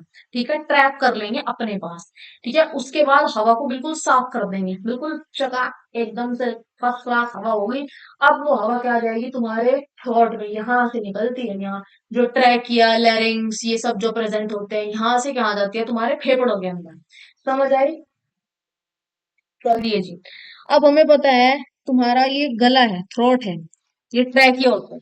ट्रैकिया इस तरह का होता है, एक पाइप जैसा होगा, उस पाइप के चारों तरफ गोल गोल रिंग प्रेजेंट होती है, रिंग, वो रिंग पूरी गोल नहीं होती, इस तरह की होती है कि अगर ये तुम्हारा ट्रैकिया है, बोले तो ये ट्रैकिया है, तो इस तरह की रिंग होगी, एक तरफा ही होती है बस वो, एक तरफा ऐसी रिंग्स होते हैं, पूरी गोल नहीं होती वो। इन रिंग्स को क्या बोलते हैं? Rings of cartilage. क्या बोलते हैं भैया? ये कार्ट रिंग्स ऑफ कार्टिलेज होते हैं। इनका काम क्या है? क्या जरूरत पड़ी है आधी अधूरी अंगूठी पहना दी जो ट्रैकिया को, इसकी जरूरत क्या पड़ी? चलिए भी बताते हैं। ये इसलिए बनाई गई है अंगूठी ताकि तुम्हारे ट्रैकिया को कोलैप्स होने से बचाया जा सके, क्योंकि अगर भैया ये अंगूठियां ना होती ना, तुम्हारा ट्रैकिया हो जाता कोलैप्स और तुम बोल हो जाते भगवान को प्यारे, तय बोल लेते बेटा वहीं। इसलिए ट्रैकिया जो होता है, ट्रैकिया में रिंग्स प्रेजेंट होती हैं, कार्टिलेज से मिलके बनी होती है, इसलिए इनका नाम होता है रिंग्स ऑफ कार्टिलेज। ठीक है, और इनका काम होता है तुम्हारे इसे क्या बोलते हैं, थ्रोट को, ये जो गला है, या फिर हम बोल देंगे ट्रैकिया को कोलैप्स होने से बचाना, यही इनका काम होता है। उसके बाद ये ऐसी थ्रोट हो गया, थ्रोट आगे जाके दो हिस्सों में डिवाइड हो जाते हैं, जिसे हम क्या बोलते हैं, ब्रोंकाई, ब्रोंक्यूल्स, और वो ब्रोंकाई ब्रोंक्यूल्स बाद में एल्वियोलाई में टूट जाते हैं, जो कि छोटे छोटे बैग जैसे स्ट्रक्चर होते हैं, जिनका डायग्राम हम आगे पढ़ेंगे। एल्वियोलाई का क्या काम क्या होता है, एयर का एक्सचेंज कराना, CO2 और ऑक्सीजन का एक्सचेंज कराना, और सरफेस एरिया बढ़ाना, ये भी हम पढ़ेंगे। अभी सबसे पहले एनडीए में पूछे जाने वाला एक क्वेश्चन है, ब्रीद इन। जब भी हम सांस लेते हैं क्या क्या होता है, ये चीज समझो। जैसे ही तुम सांस ले रहे हो, सबसे पहले तुम्हारे जो रिब्स हैं, वो रिब्स बिल्कुल ऊपर की तरफ उठ जाते हैं। सांस लो, फील हो रहा है ऊपर की तरफ प्रेशर, तो क्योंकि तुम्हारे जो रिब्स हैं, जो रिब्स होते हैं तुम्हारे, उनके रिब्स बोन जो है, रिब बोन, वो होंगी क्या होंगी, ऊपर की तरफ उठ जा रही है, ठीक है। तुम्हारा जो डायफ्रागम है, ये क्या हो रहा है, फ्लैट हो जाता है।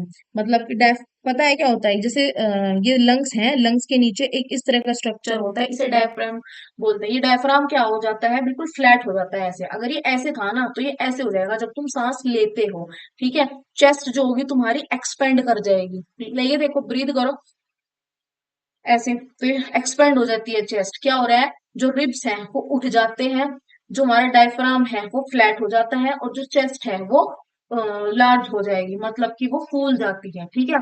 और एल्वियोलाई के अंदर जो छोटे छोटे बैग जैसे थैले जैसे स्ट्रक्चर थे, वो क्या हो जाते हैं, हवा से भर जाते हैं। तो ब्रीद इन के टाइम पे ये सब कुछ होता है। और जब तुम ब्रीद आउट करोगे, तो तुम्हारी रिब्स क्या होंगी, वो नीचे की तरफ हो जाएंगी, डायफ्राम दोबारा से ऐसी शेप में हो जाएगा, चेस्ट नॉर्मल हो जाएंगी, और एल्वियोलाई के अंदर से हवा निकल जाएगी। उल्टा प्रोसेस हो जाएगा इसका, ये याद रखिएगा। अब जो क्वेश्चन पूछा जाता है, वो पूछा जाता है कि डायफ्राम का काम क्या है, आखिर इसका फंक्शन क्या है, जरा फंक्शन तो बताइए। चलिए फंक्शन बता दें। इसका काम होता है कि ये क्या होगा, तुम्हारी जो चेस्ट है उसकी वॉल्यूम को मेंटेन करके रखता है। जब तुम सांस लेते हो, सांस छोड़ते हो, तो तुम्हारी जो चेस्ट कैविटी है उसके वॉल्यूम की, उसके अंदर एयर की वॉल्यूम को बना के रखता है। ये डायफ्राम का काम होता है। समझ आए, डायफ्राम का काम क्या होता है, कि जो तुम्हारी उसकी चेस्ट कैविटी है, चेस्ट कैविटी के अंदर हवा की वॉल्यूम को बना के रखना, मेंटेन करके रखना, कम ज्यादा जो होती है उस चीज का ध्यान रखना, ये डायफ्राम करता है। ये क्वेश्चन पूछा जाता है, ठीक है। अब हमारे पास क्या होगा, ब्लड का क्या काम क्या होता है, हर सिंपल सी बात है। तुम्हारी एल्वियोलाई, सबसे पहले ये देखो, रेजिडुअल वॉल्यूम एक टर्म दी गई है एनसीईआरटी में। ये इस चीज पे बहुत लोग फोकस नहीं करते, छोटे छोटे वर्ड्स पे फोकस करो, क्योंकि एनसीईआरटी में चीज अगर कोई एक ही लाइन के अंदर वो चार शब्द बोल देगा, और चार शब्द चार अलग अलग टॉपिक हो सकते हैं, तो बहुत ध्यान से पढ़ना।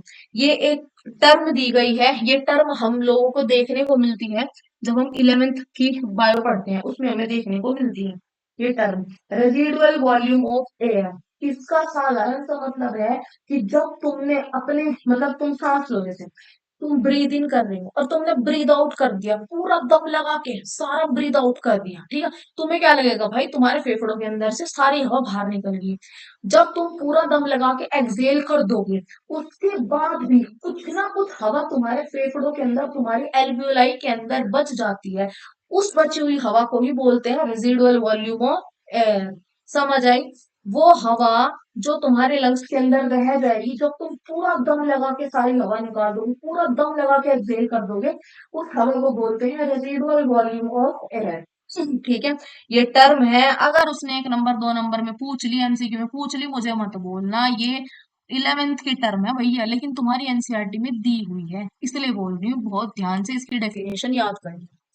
अब हमारे पास क्या होता है, CO2 का आना, ऑक्सीजन का आना, CO2 का बाहर जाना, ये कैसे होता है, इस सबको भी हम क्या करेंगे, देखते हैं, नीचे देखेंगे। चलिए, ये रहा एनसीईआरटी में स्टेटमेंट, एक एनसीईआरटी में जो रेजिडुअल वॉल्यूम को से लेके एक स्टेटमेंट है, वो ये दिया गया है, इसे पढ़ लो, ठीक है।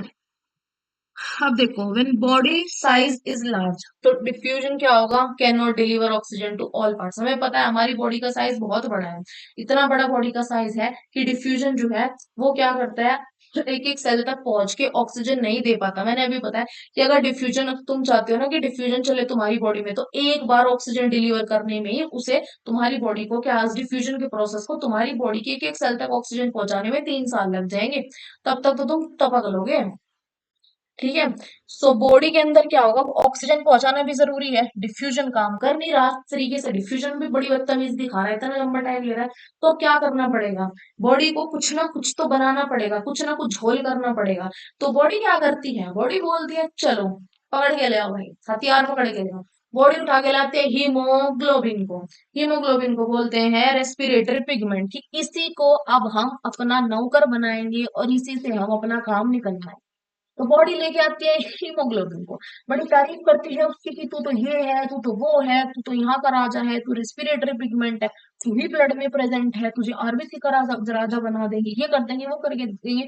अपना काम निकलवाना था बॉडी को भी। तो हीमोग्लोबिन भी बेचारा खुश हो गया, मस्त, अरे वाह मुझे तो पता नहीं क्या मिल गया। तो अब इसको बनाती है वो अपना खतरनाक नौकर। अब क्या बोलेगी हीमोग्लोबिन को कि तू क्या है, रेस्पिरेटरी पिगमेंट है, तेरा काम है पूरी बॉडी में ऑक्सीजन पहुंचाना और वहां से CO2 को बाहर निकाल देना, ये उसका काम है। हीमोग्लोबिन की ऑक्सीजन के साथ बंधने की क्षमता बहुत बढ़िया होती है, खतरनाक होती है। CO2 के साथ इतनी नहीं होती जितनी ऑक्सीजन के साथ होती है। ऑक्सीजन के साथ हीमोग्लोबिन बहुत प्यार से रहता है, बहुत प्यार से। तो हीमोग्लोबिन जब ऑक्सीजन के साथ प्यार से रहेगा तो हीमोग्लोबिन ऑक्सीजन को पूरी बॉडी में पहुंचा देगा। और हीमोग्लोबिन सिर्फ रेड ब्लड सेल्स में प्रेजेंट होता है, व्हाइट ब्लड सेल्स में प्रेजेंट नहीं होता। हीमोग्लोबिन के अंदर एक आयन प्रेजेंट होता है, जिसने मुझे उस आयन का नाम कमेंट सेक्शन में बता दिया। बेटा तुम्हारे लिए हैट्स ऑफ टू यू, तू अगर क्लास 10th के बच्ची हो। उससे पहले मैं ही बता दूं, छोड़ो। हीमोग्लोबिन के अंदर जो आयन प्रेजेंट होता है वो होता है हमारा आयरन, जिसे हम क्या बोलते हैं, Fe आयरन। ये याद रखना, क्वेश्चन पूछ सकता है वो। हीमोग्लोबिन के अंदर आयरन प्रेजेंट होता है, Fe प्रेजेंट होता है, समझ आया। ऐसे ही सेम तरीके से जो हमारा क्लोरोफिल है उसके अंदर कौन सा आयन प्रेजेंट होता है, उसके अंदर मैग्नीशियम प्रेजेंट होता है, Mg। ये भी याद रखना, पूछ सकता है वो, अगर उसे क्वेश्चन की पेपर की लेवल थोड़ी सी ऊपर करनी होगी तो वो पूछ लेगा। तो क्लोरोफिल के अंदर मैग्नीशियम प्रेजेंट होता है, हीमोग्लोबिन के अंदर आयरन प्रेजेंट होता है, आयरन। ठीक है, समझ आया, आयरन प्रेजेंट होता है। ठीक, हीमोग्लोबिन रेस्पिरेटरी पिगमेंट होता है और क्लोरोफिल क्या था हमारा, फोटोसिंथेसिस वाला पिगमेंट था। दोनों के अंदर जोन से आयंस प्रेजेंट होते हैं, जोन से मेटल्स प्रेजेंट होते हैं, मेटल आयन प्रेजेंट है, वो याद रखो। एक में आयरन होता है तो दूसरे में मैग्नीशियम होता है। ठीक, अब एक आता है हमारा कि जो CO2 है वो पानी के अंदर ज्यादा सोल्यूबल होता है देन ऑक्सीजन। ऐसा क्यों होता है, ऐसा होने का कारण ये है कि CO2 जो है ना वो पानी के साथ रिएक्ट कर सकता है। CO2 पानी के साथ रिएक्ट करके H2CO3 बना लेता है। लेकिन जो ऑक्सीजन होता है ना वो पानी के साथ रिएक्शन ही शो नहीं कर सकता। पानी के साथ रिएक्शन नहीं होती उसकी, वो सिंपल जाता है, जैसे तुम पानी के अंदर ऑक्सीजन को डालोगे ऑक्सीजन उसके अंदर घुल जाएगा, डिसॉल्व हो जाएगा। तो रिएक्शन ही नहीं हो रही। जब वो रिएक्शन ही नहीं कर रहा पानी के साथ, तो वो उसके में सोल्यूबल, वो उसमें क्या होगा, क्या बोलते हैं, तो वो उसके अंदर डिसॉल्व, सोल्यूबल कैसे होगा, उसके अंदर सोल्यूबल ही नहीं हो पाएगा, क्योंकि वो सिंपल जा रहा है और उसके अंदर डिसॉल्व हो जा रहा है, सोल्यूबल नहीं हो पा रहा है। तो CO2 ज्यादा सोल्यूबल होता है वाटर के साथ देन ऑक्सीजन। क्योंकि सिंपल सी बात है, अगर क्वेश्चन पूछता है तो हमें ये जवाब देना है कि CO2 पानी के साथ रिएक्शन कर सकता है, ऑक्सीजन पानी के साथ रिएक्शन नहीं कर सकता, इसीलिए वो उसके अंदर कम सोल्यूबल है और वो उसके अंदर ज्यादा सोल्यूबल है। दूसरा, एल्वेलाई हमें पता है छोटे से थैले जैसे स्ट्रक्चर होता है। अगर मैं इस थैले को खोल दूं ना, इसका एक थैले को खोला मैंने सिर्फ, उसका एरिया 80 मीटर स्क्वायर का होता है। मतलब 80 मीटर स्क्वायर इतने बड़े एरिया वाली चीज को तुमने एक छोटी सी बॉल में कन्वर्ट कर दिया। तुम सोच सकते हो उसका सरफेस एरिया कितना बड़ा है, 80 मीटर स्क्वायर एल्वियोलाई का। फिर अगर तुम डिफ्यूजन की मदद से ऑक्सीजन ट्रांसपोर्ट कराओगे, कितने साल लगेंगे, 3 साल लगेंगे एक एक सन तक ऑक्सीजन को पहुंचाने में। अब रेस्पिरेशन के पाथवे में आ जाओ। ये पाथवे सबसे पहले छेद, छेद के अंदर से जाएगी हवा, हवा कहाँ जाती है, फेरिंग्स के अंदर जाती है। फेरिंग्स क्या होते हैं, कॉमन पैसेज होता है खाना और हवा के लिए। खाना भी इधर से जाता है, हवा भी इधर से जाती है, उसे क्या बोलते हैं, फेरिंग्स बोलते हैं। फिर आता है लैरिंग्स। लैरिंग्स क्या होता है, हमारा वॉइस बॉक्स, साउंड बॉक्स होता है। ये क्या करता है, इसका काम होता है विंड पाइप में खाने की एंट्री को रोकना। उसके लिए क्या होता है, एपिग्लोटिस होता है। एपिग्लोटिस एक ऐसा ढक्कन होता है जो क्या करता है, जब तुम खाना खा रहे हो तो उस टाइम जब तुम सांस ले रहे हो तो क्या करता है, जो खाने वाला पाइप होता है, फूड पाइप होता है, फूड पाइप के ऊपर ढक्कन को बंद कर देता है। ठीक है, ताकि जो हवा है वो फूड पाइप में ना जाए, वो सिर्फ विंड पाइप के थ्रू होके जाए। ठीक है, और जब तुम खाना खा रहे होते हो तभी एपिग्लोटिस क्या करता है, जो हमारा विंड पाइप है, विंड पाइप की तरफ ढक्कन थोड़ा सा, पूरा बंद नहीं करता, थोड़ा सा कर देता है, ताकि जो खाने का पार्टिकल है वो तुम्हारे विंड पाइप में ना आ जाए। अगर खाना विंड पाइप में फंस गया तो तुम्हें खांसी आएगी बहुत ज्यादा, और यहाँ तक कि अगर ज्यादा सीवियर केस होगा तो भाई डेथ भी हो सकती है, सिंपल सी बात। फिर ट्रैकिया आता है, ट्रैकिया के बाद ब्रोंकाई आती है, फिर ब्रोंकियोस, उसके बाद हमारी एल्वियोलाई आती है। एल्वियोलाई का सरफेस एरिया अगर खोले तो कितना होता है, 80 मीटर स्क्वायर होता है। सरफेस एरिया बहुत बड़ा होता है। एल्वियोलाई के अंदर क्या होता है, ऑक्सीजन और CO2 का एक्सचेंज होता है, यही साइड होती है ऑक्सीजन और CO2 के एक्सचेंज के लिए। ठीक है, उसके बाद लंग्स, ये पूरा का पूरा हमारा पाथवे होता है। सबसे पहले क्या थे, नॉस्ट्रिल थे, उसके बाद फेरिंग्स होता है which is common passage for food and air. फिर लैरिंग्स होता है जो कि वॉइस बॉक्स होता है, और ये प्रिवेंट करता है फूड पार्टिकल्स की entry into the wind pipe, simple. फिर ट्रैकिया आता है, ट्रैकिया के पास ही वो कार्टिलेज की रिंग्स प्रेजेंट होती हैं, जो उसे किससे कोलैप्स होने से बचाती है। ठीक है, उसके बाद ब्रोंकाई आती है, ब्रोंकाई के बाद bronchioles, then alveoli, and then comes the lungs. उसके बाद ये क्वेश्चन इंडिया पूछा जाता है कि एल्वियोलाई का फंक्शन क्या होता है। सिंपल सी बात है, गैसेस का एक्सचेंज कराना उसका फंक्शन। हीमोग्लोबिन क्या करता है, ऑक्सीजन ट्रांसपोर्ट कराता है। अब एक क्वेश्चन पूछा जाता है, why is CO2 expelled from the body, body से CO2 को बाहर क्यों निकालते हैं, क्या जरूरत पड़ी। ये क्वेश्चन एनडीए में पूछा गया है, ये क्वेश्चन उसमें तुम्हारे एग्जाम में भी पूछ सकता है। CO2 को बाहर निकालने की जरूरत क्या पड़ी, आखिर CO2 ऑक्सीजन ले रहे हो भाई आप, ऑक्सीजन तुम्हें चाहिए, ठीक है, CO2 को भी वहीं कहीं रख लो, बाहर क्यों निकाल रहे हो। CO2 को बाहर इसलिए निकालते हैं क्योंकि CO2 हमारी बॉडी के लिए एक वेस्ट है, और अगर ज्यादा मात्रा में ये इकट्ठी हो गई तो ये हमारे ब्लड को कर देगी एसिडिक, ब्लड को एसिडिक कर देगी, ब्लड की पीएच हो जाएगी चेंज, और ब्लड की पीएच अगर चेंज हुई भाई इंसान की डेथ पक्की है। अगर तुमसे पूछ ले कि तुम्हारे ब्लड की पीएच क्या है, ठीक है, साफ साफ बोलना, हमारे ब्लड की पीएच 7.2 से 7.4 होती है। ठीक है, अगर इन दोनों में से कोई ऑप्शन नहीं है तो 7 भी ऑप्शन है ना, तो 7 मार्क करके आ जाना, वरना इनके बीच में अगर कोई ऑप्शन है ये कर देना। क्वेश्चन पूछ सकता है ब्लड की पीएच कितनी होती है, ब्लड की पीएच 7.2 से 7.4 होती है। अगर बॉडी में CO2 की मात्रा बहुत ज्यादा है, ब्लड की पीएच चेंज हो जाएगी, और ब्लड की पीएच चेंज होते ही ब्लड का कलर तो चेंज होगा ही, तुम्हारी भी डेथ हो जाएगी। ठीक है, हमारी डेथ हो जाएगी अगर हमारी बॉडी की पीएच इतने से भी, चुन्नू भर जिसे बोलते हैं ना, चुन्नू भर भी अगर चेंज हुई, डेथ हो जाती है, क्योंकि सेल्स जो है ना सर्वाइव नहीं कर पाते, बहुत खतरनाक चीज होती है। ये पीएच को हम जितना हल्के में लेते हैं ना, उतनी भारी चीज है ये। हम सोचते हैं ना पीएच इतना है, भाई क्या हो गया, कुछ नहीं कुछ नहीं होता, भैया नहीं, सेल एकदम मर जाएंगे, बॉडी एकदम बैठ जाएगी अगर पीएच इतनी, मैं बोल रही हूँ बिल्कुल सटीक होनी चाहिए, एक पॉइंट भी कम ज्यादा नहीं होनी चाहिए। बहुत खतरनाक केस हो सकता है ये। ज्यादातर जो लंग्स की बीमारी होती है ना, बहुत सीरियस जो लंग्स की बीमारी होती है, फेफड़ों की दिक्कत होती है, वो इसी वजह से होती है क्योंकि बॉडी की पीएच में कहीं ना कहीं गड़बड़ है। तुम्हारे ब्लड की जो पीएच है वो कहीं ना कहीं डगमगा रही है, इसलिए ज्यादातर लंग्स की बीमारी, फेफड़ों की दिक्कतें होती हैं। ठीक है, तो इसलिए CO2 को बॉडी से बाहर निकालना जरूरी है, क्योंकि अगर CO2 ज्यादा मात्रा में इकट्ठी हो गई, ये एक वेस्ट है, और ज्यादा मात्रा में इकट्ठी हुई, ये बॉडी को, ये हमारे ब्लड को एसिडिक कर देगी, उसकी पीएच गिरा देगी, और पीएच ब्लड की गिरी तो इंसान भी गिरा गया। ठीक है, ये है। इसलिए हमें इसे बॉडी से बाहर निकालने की जरूरत है। एक क्वेश्चन और आता है MCQ में, क्या है कि हम अपनी बॉडी से एक्सहेल करते हैं गैसेस। अब ये तो है नहीं कि सिर्फ CO2 निकल रही है बॉडी में, और गैसेस भी हैं तो वो भी निकलेंगी। तो सबसे ज्यादा मैक्सिमम अमाउंट में कौन सी गैस निकलती है, नाइट्रोजन निकलती है।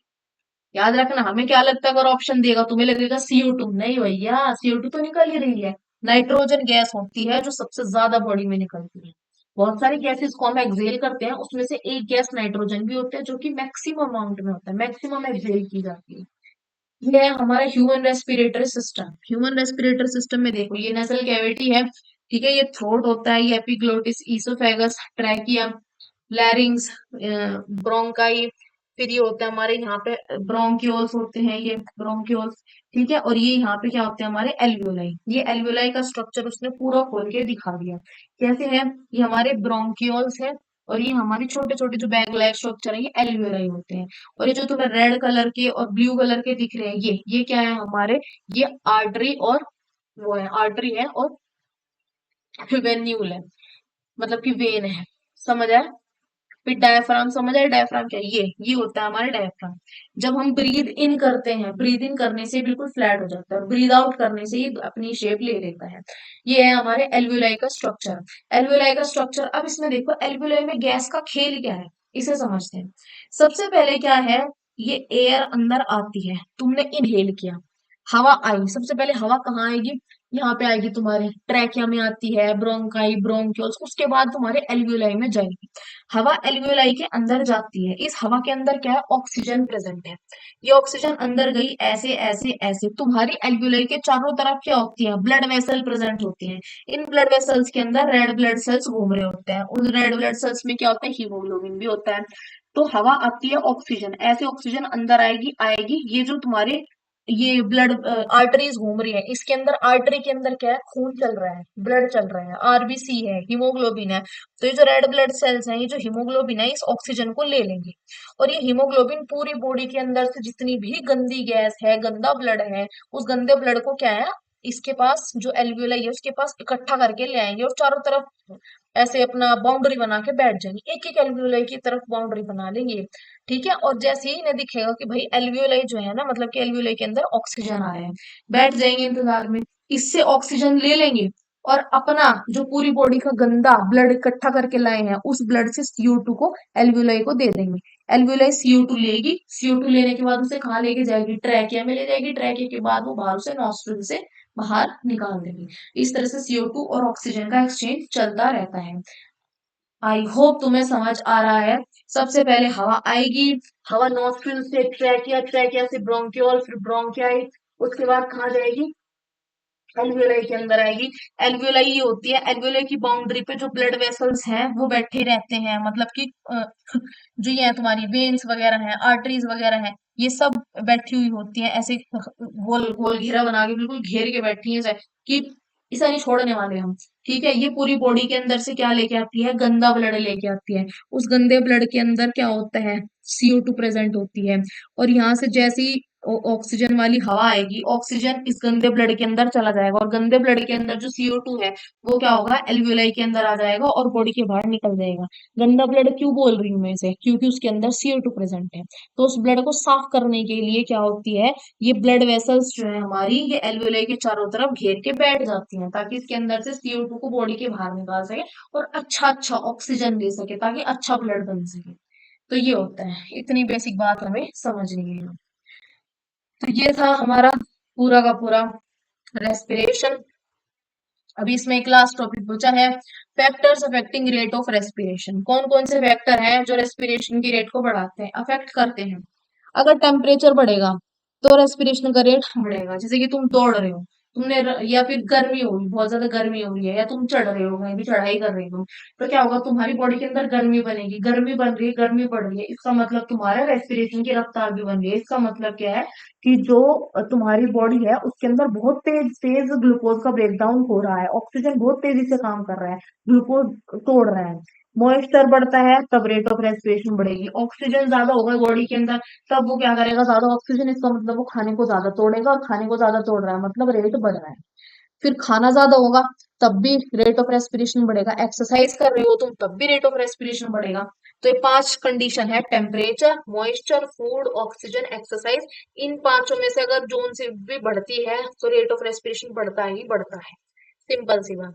ये है हमारा पूरा ओवरऑल एक तरह का माइंड मैप। पूरे चैप्टर में हमने क्या पढ़ा, रेस्पिरेशन की डेफिनेशन पढ़ी, टाइप्स पढ़े हमने, फिर स्टेप्स पढ़े एरोबिक रेस्पिरेशन में, जिसमें glycolysis, link reaction, Krebs cycle, और last one was electron transport chain. ठीक है, फिर हमने ऑर्गन्स पढ़े रेस्पिरेशन में क्या क्या इन्वॉल्व है, फैक्टर्स पढ़े रेस्पिरेशन को जो अफेक्ट करते हैं, and last one was the exchange of gases in alveoli, कैसे होती है, सिंपल पढ़ा हमने। ठीक है, ये क्या है, हमारी एल्वियोलाई है, एल्वियोलाई के चारों तरफ हमारी ब्लड वेसल्स होती हैं। ब्लड वेसल्स क्या होती हैं, ऐसी पाइप, ऐसी ट्यूब जिनके अंदर ब्लड फ्लो करता है, उन्हें ब्लड वेसल बोलते हैं। अब अगर तुमसे कोई पूछ ले कि एल्वियोलाई के चारों तरफ ही ब्लड वेसल क्यों है, क्या जरूरत पड़ी है, इसलिए क्योंकि ब्लड वेसल का काम होता है पूरी बॉडी से गंदे ब्लड को इकट्ठा करके लाना, और उस गंदे ब्लड के अंदर जो गंदा क्यों है वो, क्योंकि उसके अंदर CO2 प्रेजेंट है, उस गंदे ब्लड को साफ कर रहा, उसे साफ करने के लिए क्या करना होगा, उन्हें उसके अंदर से CO2 निकालनी पड़ेगी। तो वो क्या करते हैं, ये जो ट्यूब्स हैं ब्लड वाली, ये एल्वियोलाई के चारों तरफ इसलिए इकट्ठी होती है, इसलिए प्रेजेंट होती है, ताकि ये इनके अंदर जो गंदी CO2 है, जो गंदी गैस है CO2, उसे एल्वियोलाई को दे सके, और एल्वियोलाई के पास जो अच्छा अच्छा ऑक्सीजन, नया नया ऑक्सीजन आ रहा है, उससे वो ले सके, और फिर वो उस ऑक्सीजन को लेके वो पूरी बॉडी में पहुंचा देंगे, पूरी बॉडी को अच्छा अच्छा बना देंगे, मस्त बिल्कुल ऑक्सीजन से नहला देंगी पूरी बॉडी को, और गंदी CO2 को बाहर निकाल देंगे। ठीक है, जैसे हम क्या करते हैं, होली दिवाली के टाइम पे अपने घर की सफाई करते हैं, ताकि घर में जितनी भी गंदगी है वो सारा वेस्ट निकल सके। इसी तरह हमारी बॉडी भी क्या करती है, अपनी पूरी अंदर की सफाई करती है, रोज करती है। हम तो होली दिवाली पे ज्यादातर करते हैं, वो रोज करती है। ठीक है, हर एक एक सेकेंड, एक एक मिनट करती है वो, और उसके अंदर गंदगी क्या है, CO2, तो वो CO2 को निकालेगी, और बाहर से जो ऑक्सीजन आ रहा है उसे अच्छा अच्छा लेगी, ताकि हमारी बॉडी भी अच्छे से साफ रह सके। तो इस तरह से हमारी बॉडी क्या करती है, अपनी सफाई करती है, जैसे हम लोग घर की सफाई करते हैं, सिंपल, क्योंकि हमारी बॉडी क्या है, हमारा घर है, तो इसकी सफाई करना भी हमारी जिम्मेदारी है। ठीक है ना, तो ये हमने पढ़ा, ये कुछ ATP वेटीपी के बारे में लिखा है भाई, ये टेक अवे क्या था, सिंपल सी रिएक्शन थी। एनर्जी इज हमारा बिजली घर, एंड बिजली घर क्या होता है, हमारा mitochondria, which is power house of the cell. I hope तुम ये समझ आया होगा। That's all about respiration. इससे बाहर कोई ये क्वेश्चन नहीं पूछ सकता, वरना मेरा नाम बदल देगा। ठीक है, आएगा तो इसी से आएगा। और ये एग्जाम टाइम के लिए बहुत मस्त है, ये जो तुम्हारा मैप है, माइंड मैप, अगर तुम्हें ये चाहिए मुझे बता देना, मैं इसे अलग से डाल दूंगी, ताकि तुम एग्जाम्स के टाइम पे धड़ धड़ फटाक से रिवाइज कर सको, इधर उधर फालतू झक ना मारने पड़े, क्योंकि पूरा का पूरा टॉपिक एक पेज में समा के आ गया। ठीक है, और ये पूरा जो मैप है ना, इसमें भाई तुम्हारे जो रेफरेंस बुक है उससे कंसेप्ट लिया गया है, सारा का सारा तुम्हारी NCERT है उससे कंसेप्ट लिया गया है। ये नहीं है कि सिर्फ ये NCERT का, नहीं, ये ओवरऑल है, इससे बाहर एक क्वेश्चन नहीं आएंगे। तो ध्यान से पढ़ना, अच्छे से पढ़ना, सांस ले, एनर्जी ले, हर life. That's all for the day. मिलते हैं नेक्स्ट लेक्चर में, दैट इज ऑन 5 जून 2026। मिलते हैं एपिसोड 3 के साथ, with by Hera Fairy with Shagun Khewar. That's it for the day. मिलते हैं